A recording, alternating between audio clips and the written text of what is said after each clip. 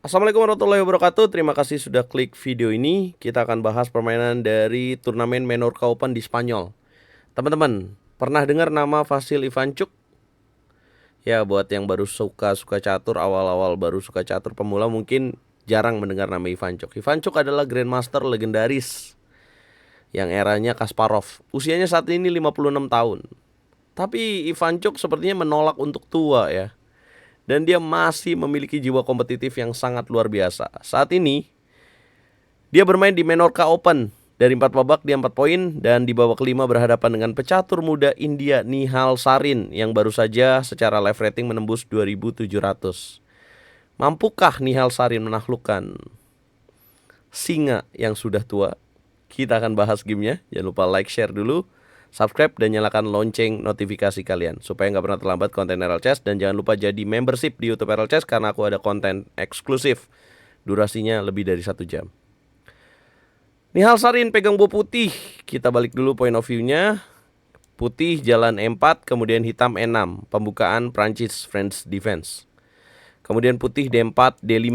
Kemudian putih kuda C3, hitam kuda ke petak F6. Variasi klasikal dengan ciri khas kuda F6. Buat kalian yang gak suka pembukaan terbuka dan tidak ingin diserang di early game, pembukaan sebagai hitam, French defense sangat cocok buat kalian. Gajah ke petak G5 dimainkan, pin teoritis, kemudian putih pukul makan pion di petak E4, dimakan lagi dengan kuda, hitam menjawab pin dengan bishop ke petak E7, pertukaran kuda dilakukan, dimakan lagi dengan bishop, makan lagi, dan kemudian dimakan lagi dengan queen. Jadi terlihat lebih sederhana ya teman-teman. Kemudian putih mengeluarkan kuda ke petak F3, hitam melanjutkan dengan langsung rokade pendek. Putih mainkan langkah menarik menteri ke petak D3. Ya, tujuannya mau persiapan rokade panjang. Hitam menjawab juga dengan mengeluarkan bishop ke petak D7, dan ternyata putih menteri E3. Manuver yang menarik, saya lebih sering melihat putih menteri D2 kemudian gajah D3. Tapi ini Nihal Sarin menteri E3 dulu, sepertinya pembaruan ya. Kemudian hitam menjawab dengan langkah kuda C6, putih melanjutkan dengan rokade. Hitam melanjutkan dengan benteng ke petak D8, benteng A, kemudian putih gajah ke petak C4. Middle game, Ivanchuk melakukan manuver dengan kuda ke petak E7. Putih kuda ke petak E5, hitam mainkan bishop ke petak C6, pertukaran kuda dan bishop terjadi. Kemudian kuda makan kuda, putih C3, dan kembali lagi kuda ke petak E7. Putih mainkan benteng H ke petak E1, mengontrol center. Hitam memperkuat petak pusat dengan C6, menjaga petak D5. Putih mundurkan bishop ke petak D3, mengancam H7. Hitam menyerang balik dengan kuda D5. Putih menggeser menteri ke petak G3, dan disinilah Ivanchuk berani bermain untuk menuju endgame. Menarik ya, langkah menteri ke petak F4 ini membuat permainan jadi lebih sederhana. Dan lebih menarik lagi karena Ivanchuk ya, kita tahu dia sudah tidak muda lagi, tapi berani untuk bermain long game. Ini sangat luar biasa. Bermain long game menuju endgame butuh stamina yang kuat ya, dan juga konsentrasi yang sangat tinggi. Langkah ke-20, gajah ke petak F1 dimainkan oleh Nihal Sarin. Tidak membiarkan pertukaran kuda dan bishop. Hitam mainkan benteng ke petak D7, putih raja C2. Ivanchuk menumpuk benteng di jalur D. Putih mainkan pion A4, mencegah B5 sepertinya ingin manfaatkan serangan dari sayap menteri. Hitam menjawab taktis A5, kemudian putih G3, hitam kuda ke petak D5. Putih naikkan benteng ke petak E5. Hitam mainkan raja ke petak F8, putih gajah ke petak C4, hitam G6, putih benteng D ke petak E1, H5 dimainkan oleh hitam, putih taktis H4, hitam raja E7, putih raja D3. Gimana cara nyerangnya? Ini sih lebih kepada seimbang ya teman-teman secara evaluasi bar. Raja ke petak D6 dimainkan, putih F3, hitam benteng H8. Kemudian langkah ke-30, pertukaran gajah dan kuda dilakukan. Hitam makan lagi dengan pion C, kemudian putih dobrak C4. Menurut saya mungkin keduanya pada saat bertanding menolak untuk saling menawarkan remis ya, dan akhirnya partai terus dipaksakan sampai benar-benar remis menurut saya. Tapi apa yang terjadi? Coba kita lihat lanjutkan. Pion makan pion, raja makan pion, kemudian benteng C7 skak, raja ke petak D3, B6 dimainkan. Nihal Sarin benteng B5, ancam pion lemah di petak B6, benteng menjaga hitam, putih benteng E4, hitam mengcover lagi, benteng B8, putih benteng E1, hitam raja E7. Kemudian putih mendobrak dengan langkah G4, dimakan oleh Ivancuk, dimakan lagi. Kemudian hitam benteng D8, mengincar pin. Putih menjawab dengan benteng E4, hitam raja F6. Kemudian langkah ke-40, putih benteng F4, hitam raja G7. Masih belum terlihat gimana cara putih akan unggul dalam posisi ini. Putih makin bernafsu dengan mendorong pion H5. Dan ternyata ini bukan langkah yang tepat ya. Memberikan asa untuk hitam. Akhirnya hitam melakukan double rook, benteng C ke petak D6 baterai. Menghindari pin, raja ke petak E3 dimainkan putih. Hitam mainkan benteng D8 naik ke petak D7. Putih pertukarkan pion di petak G6, dimakan lagi dengan raja.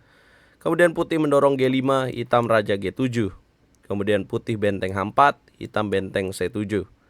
Nah, 45 langkah. Tadi saya mention bahwa kalau bermain endgame, stamina dan akurasinya mesti tepat ya. Nah, di langkah inilah 46. Langkah ke-46 putih melangkah, blunder terjadi karena pressure time. Hanya 5 detik. Nihal Sarin langsung bermain benteng ke petak H2. Apa kesalahannya teman-teman? Ya harusnya tidak mainkan benteng H2 ya. Harusnya menjaga dengan benteng G4 masih oke. Benteng petak H2 akhirnya Ivancuk mendapatkan momen menyerang benteng C4, mengancam dua pion di petak D4 dan A4. Putih benteng D2 dan akhirnya hitam dapatkan pion di petak A4. Gila Ivancuk. Raja ke petak E4 dimainkan, benteng ke petak A1, raja E5, benteng C6. Langkah ke-50 putih dobrak dengan D5.